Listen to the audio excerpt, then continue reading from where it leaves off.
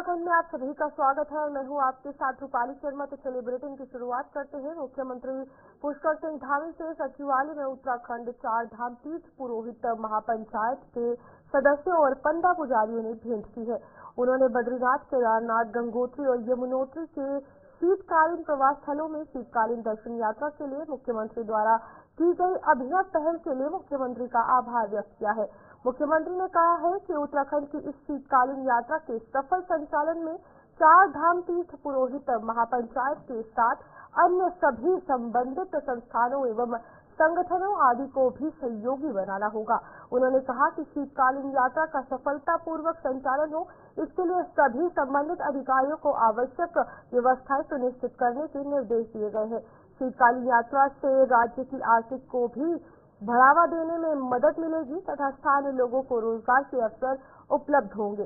पंचबद्री तथा पंचकेदार के साथ ही चारों धामों के शीतकालीन यात्रा प्रवास के आसपास के प्रमुख तीर्थ एवं पर्यटक स्थलों को विकसित करने के भी निर्देश अधिकारियों को दे दिए गए हैं।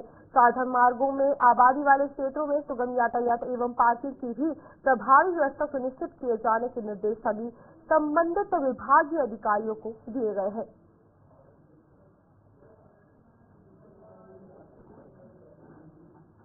5 दिवसीय अलकनंदा पर्यटन सांस्कृतिक ग्रामीण कृषि विकास मेला रंगारंग सांस्कृतिक कार्यक्रमों के साथ शुरू हो गया है। मेला की बात अगर की जाए तो आपको बता दें, मेले का गंगा आरती के साथ बद्रीनाथ विधायक एवं थराली विधायक ने संयुक्त रूप से जो है उसकी शुरुआत की। मेले में स्कूली बच्चों और महिला मंगल दलों ने मार्च पास्ट किया। मेला अध्यक्ष विक्रम बर्तवाल ने मार्च पास्ट की सलामी ली। 5 दिनों तक चलने वाले मेले में प्रत्येक दिन रंगारंग सांस्कृतिक कार्यक्रम के साथ खेल प्रतियोगिताएं भी आयोजित की जाएंगी। मेले में सभी विभाग, कृषि उद्यान, पोस्ट ऑफिस सहित अन्य विभागों के भी स्टॉल लगाए गए हैं।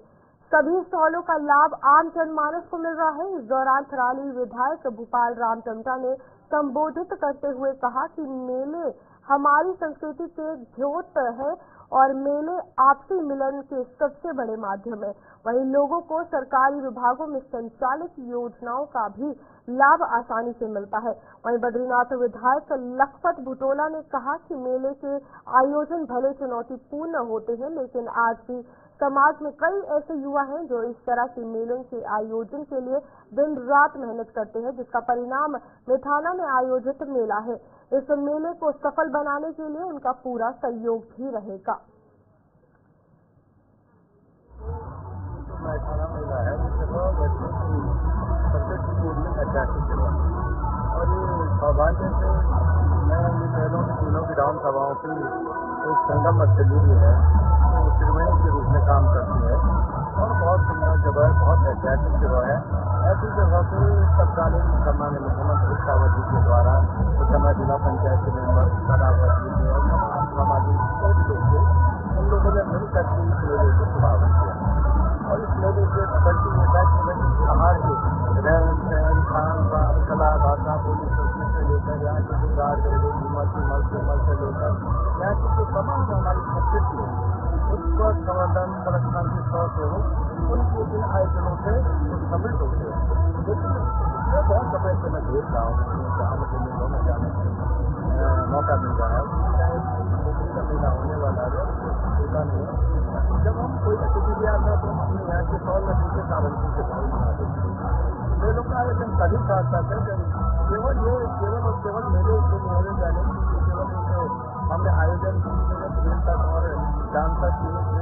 इसके अलावा जो हमारी संस्कृति के अंदर जुड़ा हुआ मामला है।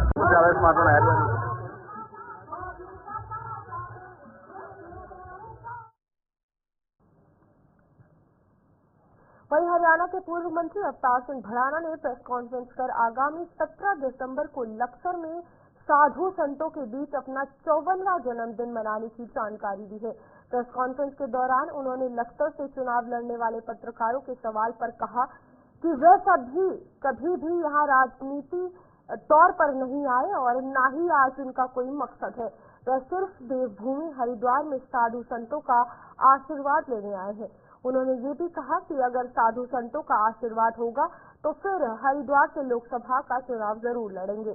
आगे उन्होंने कहा कि वह लक्सर सिर्फ यहाँ अपना जन्मदिन मनाने आए हैं। उन्होंने कहा, मां गंगा ने बुलाया है, अगर मां गंगा दोबारा बुलाएगी और साधु संतों का आशीर्वाद रहा तो फिर से जरूर आएंगे। बिल्कुल, आपने जो कुछ कहा उसमें संदेहजनक आपने बात कही कि हम पहले भी चले आए थे। मैं कभी राजनीतिक तौर पर यहाँ नहीं आया और न आज मेरा राजनीतिक मोटो है। मैं देश में 10 प्रांत ऐसे हैं और 10 प्रांतों में 20 लोकसभा ऐसी हैं, कश्मीर से लेके और महसाना गुजरात तक। महसाना में ये सीट है और 50 सीटों में विधानसभा की 5, 7, 8 स्टेटों में 50 सीटें ऐसी हैं जिनको या तो मैं जीत सकता हूँ नहीं जितवा सकता हूँ। ठीक है, यहाँ मैं किसी भी राजनीतिक कारणों से जन्मदिन मनाने नहीं आया। वो नहीं है कि माँ गंगा ने बुलाया है। माँ गंगा ने नहीं बुलाया, मैं तो निमंत्रण देने आया हूँ। और लगता है इस देवभूमि में बड़े साधु संत महात्माओं ने कहा है कि तेरा उद्धार हो जाएगा, तुम हरिद्वार में आओ, संत महात्माओं का आशीर्वाद लो। यही मोटो और यही मकसद है। मैं जैसे कहूँगा कि वो भी मुझे, अगर मैं अच्छे काम की तरफ बढ़ रहा हूँ तो मुझे सहयोग करें। मैं आज आपको क्लियर कर दूं कि मेरा कोई मोटो नहीं है राजनीतिक कारणों पर, और मैं यूँ नहीं कह सकता कि राजनीति में कुछ भी संबंध होता है। अब मैं आज कह दूं, मोदी जी ने कह दिया तो बहुत बड़े महान है कि माँ गंगा ने बुलाया है बनारस में। मैं कह दूं हरिद्वार में माँ गंगा ने बुलाया मुझे हरिद्वार में, तो लड़ूंगा तो लोकसभा लड़ूंगा ना मैं हरिद्वार में। अगर माँ गंगा बुलाएगी तो ना साधु संतों का आशीर्वाद होगा। संतों का आशीर्वाद तो पहले से रहा इन पर। और 4 बार मैं MP रह लिया हूँ, मिनिस्टर रह लिया हूँ, MLA रह लिया हूँ, UP से रह लिया हूँ, मेरठ से MP रह लिया हूँ, इंदौर से रह लिया हूँ। वो मेरे लिए कोई वो नहीं है। लेकिन अब मैं, जो मेरी आस्था है, जिनमें मेरी आस्था है, वो सब साधु संतों ने मुझे कहा कि आप यहीं से करें, और अगर माँ गंगा बुलाएगी तो हरिद्वार जरूर आऊंगा। अब से जन्मदिन मनाने आया हूँ, बाकी कोई मसला नहीं। देहरादून में विश्व आयुर्वेद कांग्रेस से आरोग्य का शुभारंभ हुआ है। 4 दिवसीय इस सम्मेलन में विदेश के 54 देशों के 350 विशेषज्ञों समेत 6500 से अधिक शोधकर्ता, आयुर्वेद सामग्री के निर्माता, किसान, आयुर्वेद औषधियों के खरीदारों और विक्रेताओं ने भाग लिया। विश्व आयुर्वेद कांग्रेस में आयुर्वेद केंद्र पतंजलि योगपीठ के अध्यक्ष आचार्य बालकृष्ण ने भी प्रतिभाग किया। इस दौरान हमारे संवाददाता धनराज गर्ग ने आचार्य बालकृष्ण से विश्व आयुर्वेद कांग्रेस के आयोजन पर खास बातचीत की है। आइए देखते हैं। उत्तराखंड को आयुष प्रदेश बनाने के लिए मुख्यमंत्री पुष्कर सिंह धामी लगातार प्रयास कर रहे हैं और वहीं आज राजधानी देहरादून के परेड ग्राउंड में एक आयुर्वेद का पूरा जो कहा जाए मेला लगाया गया है, जिसमें हमारे साथ आज मौजूद हैं आचार्य बालकृष्ण जी। उनसे बात करें कि वो किस तरीके से जो पूरा उनका आयुर्वेद को देखते हैं। सर, आयुर्वेद आज प्रयास है पूरे आयुष मंत्रालय ने, भारत सरकार ने, उत्तराखंड सरकार ने और सब लोगों का जो कंट्रीब्यूशन है ये बहुत प्रशंसनीय है, क्योंकि उत्तराखंड ये आयुष भूमि है, आयुर्वेद की भूमि है, जड़ी बूटियों की भूमि है, और हमें आयुर्वेद को एक तरह से इसको प्रांत को आयुष प्रांत बनाने में ये एक मील का पत्थर साबित हो सकता है। बस हमें जरूरत है कि चेतना को, जागृति को निरंतर हम बना करके रखें। पतंजलि की तरफ से कहीं ना कहीं योग और आज यहाँ पर कहीं ना कहीं आयुर्वेद दोनों का मिश्रण कहीं ना कहीं यहाँ पर हुआ है, तो किस तरह से पतंजलि का, श्री स्वामी जी का जो अनवरत प्रयास है, आज पतंजलि से करोड़ों भाई बहन जुड़े हैं, प्रतिदिन करोड़ों लोग जुड़ते हैं, और वो जो प्रयास है वो नई चेतना, नई जागृति लाने में बड़ी भूमिका का निर्वहन। क्या संदेश देने चलता है कि योग भी करें और साथ साथ आयुर्वेद? बीमार होकर के दवाई मजबूरी है, थोड़ी सावधानी रखिए, योग आयुर्वेद का प्रयोग करिए और आनंदित रहिए। हमारे साथ मौजूद थे आचार्य बालकृष्ण जी। उन्होंने साफ तौर पर बताया है कि कहीं न कहीं आयुर्वेद और योग ये कहीं न कहीं जनता के लिए जरूरी है, क्योंकि जिस तरह की बीमारियां आजकल होती हुई नजर आ रही है, यदि योग करेंगे तो कहीं न कहीं उन बीमारी से दूर रहा जा सकता है। कैमरामैन वीरेंद्र सत्याल के साथ घटराज के वहीं अल्मोड़ा जिले की अगर बात की जाए तो आपको बता दें, उपभोक्ताओं को निर्बाध आपूर्ति के लिए और लो वोल्टेज की समस्या से राहत दिलाने के लिए विद्युत विभाग दिसंबर के आखिरी सप्ताह में ट्रांसफरों की क्षमता बढ़ाने और नए ट्रांसफर लगाने का काम शुरू करेगा। इस योजना के तहत 17 ट्रांसफार्मर को अपग्रेड किया जाएगा और 11 नए ट्रांसफार्मर लगाए जाएंगे।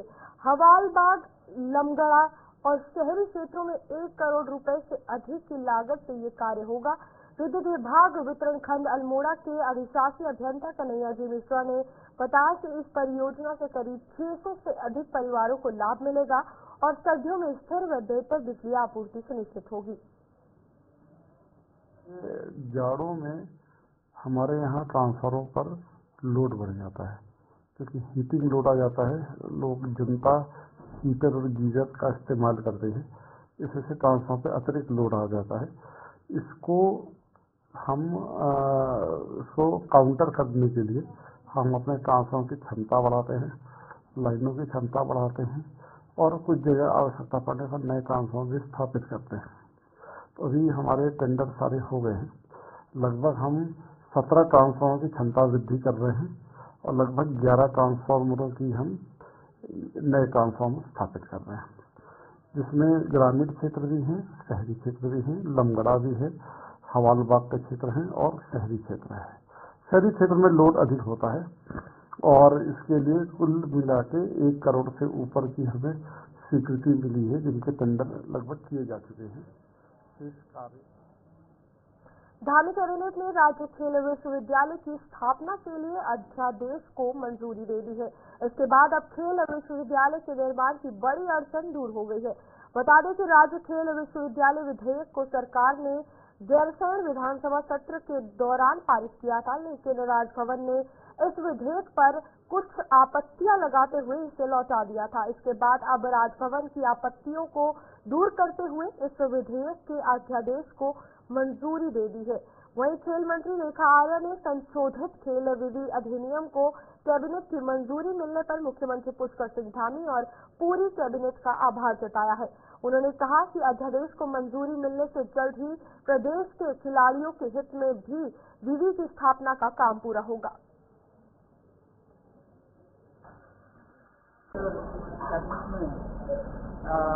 माननीय गवर्नर साहब की तरफ से जो विश्वविद्यालय एक्ट उसमें विधानसभा से पारित होकर गवर्नर हाउस पहुंचा था, उसमें गवर्नर हाउस की तरफ से कुछ आपत्तियां लगकर वापस विधायी को पहुंचा और विधायी में पहुंचने के बाद में फिर विभाग के पास पहुंचा और रात में आपको बताते हैं विधेयक पास होगा और काफी बहुत खुशी है कि आज इस प्रस्ताव पर जो माननीय गवर्नर साहब के दिशा निर्देश उसमें जो आपत्तियां थी उसका जो समाधान था उसमें अनुरूप जो है उसे अध्यादेश के रूप में विभाग में प्रस्ताव बनाते हुए विधायी उसे कराते हुए आज कैबिनेट के माध्यम से उसको अध्यादेश के रूप में जो है आज कैबिनेट की स्वीकृति प्रदान करी।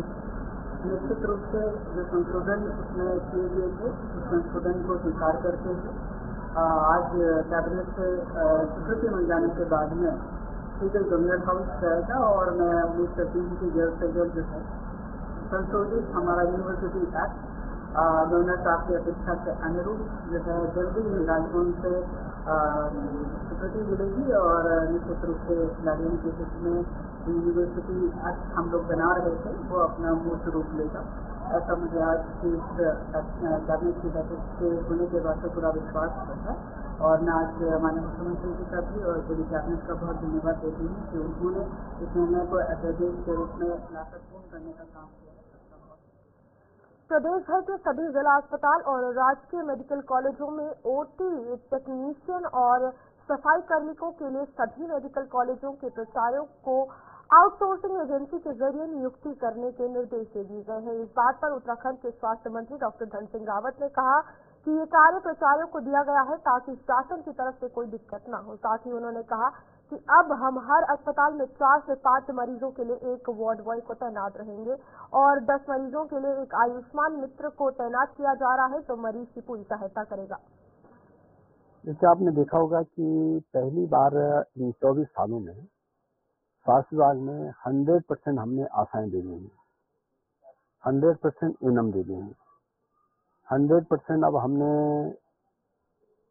लैब टेक्नीशियन दे दिए हैं, 100% अब नर्सिंग स्टाफ दे दिया है और अभी डॉक्टर्स जो है लगभग 80% हो गए हैं। 20% जो बैकलॉग है वो भी हमने विज्ञापन जारी कर दिया है 288 पदों का। अब कई जगह डिमांड ये थी कि भाई हमको ओटी टेक्नीशियन से, हमको जो है जो सफाई के लिए जो है कार्मिक से, तो अब हमने इसके लिए भी हर डिस्ट्रिक्ट हॉस्पिटल को भी और मेडिकल कॉलेजों को भी आउटसोर्स एजेंसी बनाने के लिए कह दिया है कि वो आउटसोर्स से जो है नियमानुसार जितने उनको पद चाहिए, कहीं 300 चाहिए, कहीं 250 चाहिए, कहीं 500 चाहिए, तो हमने उनको बोल दिया है और ये अधिकार भी प्राचार्यों को दे रखा है ताकि शासन में जो है दिक्कत न रहे।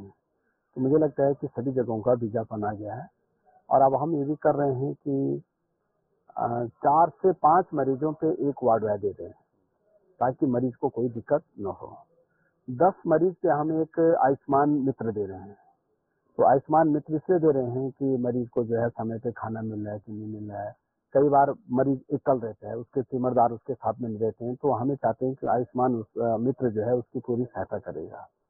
कई बार मरीज को एक जगह से दूसरे कमरे में शिफ्ट करना पड़ता है, तो आयुष्मान मित्र उसका।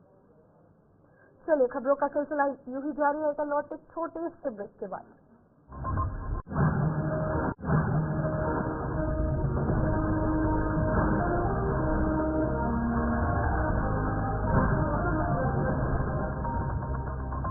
ये सब खा खा के मुंह फट जाए पर प्रेशर आने से कतराए। क्या हुआ, प्रेशर नहीं आता? तो इसका प्रेशर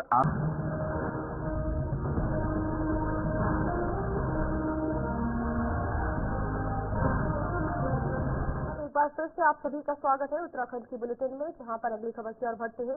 उत्तराखंड भाजपा के प्रदेश मीडिया प्रभारी मनवीर चौहान ने शीतकालीन यात्रा की सफलता के लिए धामी सरकार के प्रयासों की सराहना की है।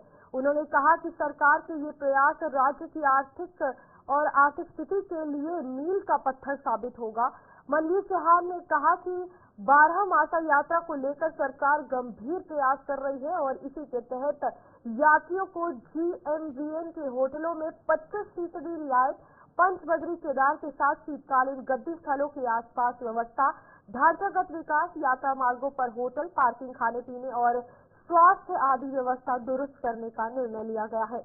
राज्य निर्माण से पूर्व से ही सभी शीतकालीन यात्रा की जरूरत को जानते थे। प्रदेशवासियों के दशकों पुराने इस सपने को साकार करने का काम धामी सरकार में ही संभव हो पाया है।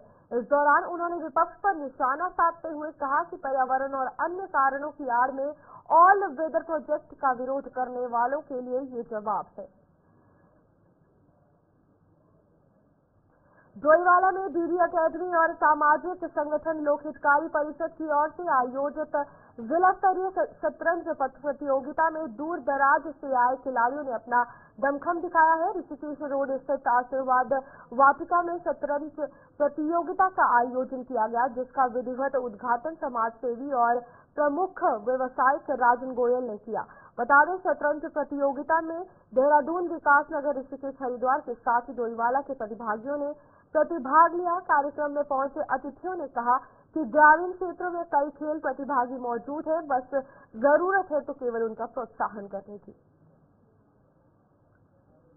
अकादमी और लोकहितकारी परिषद के संयुक्त तत्वाधान में दिवसीय आज ये जो प्रतियोगिता रखी गई है आशीर्वाद वाटिका में, इसमें जनपद देहरादून के अलावा हरिद्वार, ऋषिकेश, विकासनगर तमाम क्षेत्रों से हमारे खिलाड़ी यहाँ पर पहुंचे हैं और छोटे खिलाड़ियों से लेकर बड़े बुजुर्ग भी इसमें प्रतिस्पर्धा में भाग ले रहे हैं और इसका परिणाम भी आज ही शाम को घोषित हो जाएगा। क्योंकि जो लोकहितकारी परिषद इसमें जो है संयुक्त तत्वाधान में हो रही है प्रतियोगिता, डीडी चैक्स क्लब ने भी इसमें अपना योगदान दिया है और 1998 से हम लोग डोईवाला क्षेत्र में विभिन्न प्रतियोगिताओं के माध्यम से युवाओं के बीच में रहकर काम कर रहे हैं। जैसे हमारी चित्रकला प्रतियोगिता है, निबंध प्रतियोगिताएं हैं। हमारा एक प्रमुख कार्यक्रम रहता है साल के अंत में, वो होता है साइकिल वितरण का कार्यक्रम। हम डोईवाला क्षेत्र के आसपास के विद्यालयों में जो निर्धन बच्चे होते हैं, आवश्यकतामंद बच्चे होते हैं, उनको अपनी तरफ से स्टार्टर वितरित करते हैं। ऐसा ही एक कार्यक्रम हमने पब्लिक इंटर कॉलेज डोईवाला में रखा है। 16 दिसंबर को जो होगा उसमें ऐसे ही हम बच्चों को स्टार्टर देंगे। हमारा उद्देश्य है, संस्था किसी प्रकार की किसी सहायता को नहीं लेती है। संस्था मतलब कोई एनजीओ नहीं है। हमारे अपने ही सदस्य जितने पदाधिकारी, हम सभी अपना कॉन्ट्रीब्यूट करते हैं और उसके माध्यम से समाज के बीच में जाते हैं, तो हमारे समाज में कुछ रचनात्मक हो, और उसी कड़ी में आज ये पहल यहाँ पर की गई। आज आशीर्वाद वाटिका में DDS चैस अकेडमी में लोक हितकारी परिषद द्वारा आयोजित स्वतंत्र प्रतियोगिता में सर्वप्रथम तो मैं इनके आयोजकों को बहुत बहुत बधाई, शुभकामनाएं देता हूं कि वो ग्रामीण क्षेत्र के खिलाड़ियों को ऐसा मंच प्रदान करते हैं जिससे उनको अपनी प्रतिभा को निखारने का अवसर प्रदान होता है और आगे बढ़ने के लिए उनको प्रेरणा मिलती है। निश्चित रूप से जब क्षेत्र में ऐसी प्रतियोगिताएं होती हैं तो खिलाड़ियों का मनोबल बढ़ता है और उनका उत्साह बढ़ता है। साथ ही जो हमारा आने वाली पीढ़ी है उनको एक संदेश जाता है कि जब आप खेलेंगे तो आगे बढ़ेंगे, और हमारे प्रधानमंत्री मोदी जी का भी बहुत अच्छा विजन है कि खेलेगा इंडिया तो बढ़ेगा इंडिया। इसी भावना को चरितार्थ करते हुए लोक हितकारी परिषद ने ये आयोजन किया। उनके लिए एक बार पुनः बहुत बहुत बधाई और सभी खिलाड़ियों को बहुत बहुत शुभकामनाएं। जैसे कि जैसा आप सब लोग जानते हैं कि लोक हितकारी परिषद एक सामाजिक संस्था है हमारे क्षेत्र की, जो समय समय पर रचनात्मक कार्य करती रहती है। उसी कड़ी में जो है आज जो है लोक हितकारी परिषद और DD चैस अकेडमी के द्वारा आशीर्वाद वाटिका में जो है इस शतरंज प्रतियोगिता का आयोजन किया गया। इसमें जो है ग्रामीण क्षेत्र के और हमारी जो डोईवाला विधानसभा और से बाहर के जो है प्रतियोगियों ने प्रतिभाग किया। और इस प्रतियोगिता का जो सबसे खूबसूरत पहलू जो है वो ये है कि इसमें छोटे उम्र के बच्चे, महिलाएं, विकलांग और स्वस्थ व्यक्ति सभी लोग इसमें जो है पार्टिसिपेट कर रहे हैं। और ये मेरे ख्याल से दुनिया का प्रथम और अंतिम एक ये खेल है जिसमें इसमें जो प्रतियोगिता होती है उसमें कोई पुरुष और महिला वर्ग का कोई भेद नहीं है, कोई छोटे और बड़े का भेद नहीं है, कोई बच्चे का और जवान का भेद नहीं है, और कोई विकलांग का और स्वस्थ व्यक्ति का कोई भेद नहीं है। बहुत सुंदर आयोजन आपके द्वारा किया गया, लोक हितकारी परिषद के द्वारा किया गया। इसी के साथ आइडिया फाउंडेशन संस्था के द्वारा दिव्यांगजनों के लिए प्रशिक्षण शिविर का आयोजन किया गया, जिसमें लगभग हरबतपुर क्षेत्र के 20 दिव्यांगजनों ने भाग लिया। दिव्यांगजनों को स्वरोजगार से जोड़ने के लिए इस शिविर का आयोजन किया गया, जिसमें कि दिव्यांगजनों को 7 दिनों का प्रशिक्षण दिया जाता है, जिसके बारे में आइडिया फाउंडेशन संस्था के अधिकारियों के द्वारा जानकारी दी गई। इस प्रशिक्षण शिविर को लेकर आइडिया फाउंडेशन संस्था के अधिकारियों का क्या कुछ कहना है, आइए सुनते हैं। दिव्यांग उद्यमियों के लिए काम करते हैं। इन्होंने कुछ पिछले 3-4 माह पहले ट्रेनिंग की थी, एग्जीक्यूटिव ट्रेनिंग, उसमें मैंने ट्रेनिंग प्राप्त की थी। तो ये उसी की एक स्टडी है जो जिसके अंतर्गत ये आए हैं। किस तरीके की ट्रेनिंग प्राप्त की आपने? अपने उद्यम को विस्तार देना, उसको किस तरीके से करना, कैसे चलाना, वो चीज़ें इसमें थी। बताओ कि कैसे चलाने, कुछ बताओ। जैसे कि हम किसी उद्यम को करते हैं, एक पारंपरिक तरीके से तो हम कर ही रहे हैं उसको, लेकिन उसको हमें कस्टमर के हिसाब से, आज के ज़माने के हिसाब से और देश को अपना योगदान देने के हिसाब से हम किस तरीके से उसका डेवलप कर सकते हैं। विकलांगों के लिए सबसे पहले ये दोनों मदद की जरूरत है। आर्थिक रूप से अगर वो सक्षम नहीं है तो फंड की भी आवश्यकता होती है, साथ ही साथ उनको प्रशिक्षण की बहुत आवश्यकता है। इन लोगों के पास फंड है लेकिन उनके पास जो है एक तरह से उनको समझ नहीं है कि हमको ट्रेनिंग दिया जाता है, जिससे फाउंडेशन में जो धन जो है आइडिया द्वारा प्रमोट है, जो हरबतपुर के आसपास रहने वाले लगभग 20 दिव्यांगजन बहने भाई जो अलग अलग बिजनेस में या तो हैं या नए बिजनेस की शुरुआत करने वाले हैं। ऐसे सभी तमाम सारे साथियों का नेटवर्क होगा। अगर पूरे देहरादून जिले की बात, दूसरा उस ट्रेनिंग को सफलतापूर्वक लगते हैं उसमें जाने का मौका दिया जाता है। खबर चमोली जिले के गोपेश्वर मुख्यालय की है, जहां सड़क की मांग को लेकर धुमक गांव के ग्रामीण पिछले 22 दिनों से भूख हड़ताल पर बैठे हैं। वहीं अब गांव की महिलाओं ने आंदोलन का मोर्चा संभाल दिया है। उन लोगों ने भी भूख हड़ताल शुरू कर दी है। महिलाओं ने कहा कि राज्य बने हुए 24 साल का समय हो गया है, लेकिन अभी भी उन्हें मूलभूत आवश्यकता के लिए सरकार की ओर दो टुक देखना पड़ रहा है, लेकिन कोई भी सकारात्मक पहल उनके पक्ष में नहीं की जाती। आज भी जब गांव में कोई बीमार होता है तो उन्हें 18 किलोमीटर से ज्यादा दुर्गम रास्ते से होकर मुख्य सड़क पर पहुंचना पड़ता है, और अक्सर बुजुर्ग हो या गर्भवती महिला इलाज के अभाव में अक्सर रास्ते में ही दम तोड़ देते हैं। पिछले 17 वर्षों से लगातार हुए पत्राचार और आंदोलन के माध्यम से सड़क की मांग कर रहे हैं, लेकिन अभी तक सड़क उनके गांव तक नहीं पहुंची है, जिनकी वजह से उन्हें भारी दिक्कतों का सामना करना पड़ रहा है। उनका साफ तौर पर कहना है कि जब तक उनकी मांग पूरी नहीं हो जाती तब तक वह लोग अनशन पर बैठे रहेंगे। ग्राम दिमाग से मैं मेला मंगल दल के अध्यक्ष। हमारे धरने के यहाँ पे 22 दिन हो चुके हैं, अभी भी शासन प्रशासन की कोई सूचना नहीं है। हम अपने बच्चे छोड़ के यहाँ पे बैठे हैं, जब तक हमारी मांग पूरी नहीं होती है तब तक हम। चलिए, उत्तराखंड के बुलेटिन में इतना ही। खबरों का सिलसिला जारी रहेगा। आप जुड़े रहे गुलिस्तान न्यूज के साथ।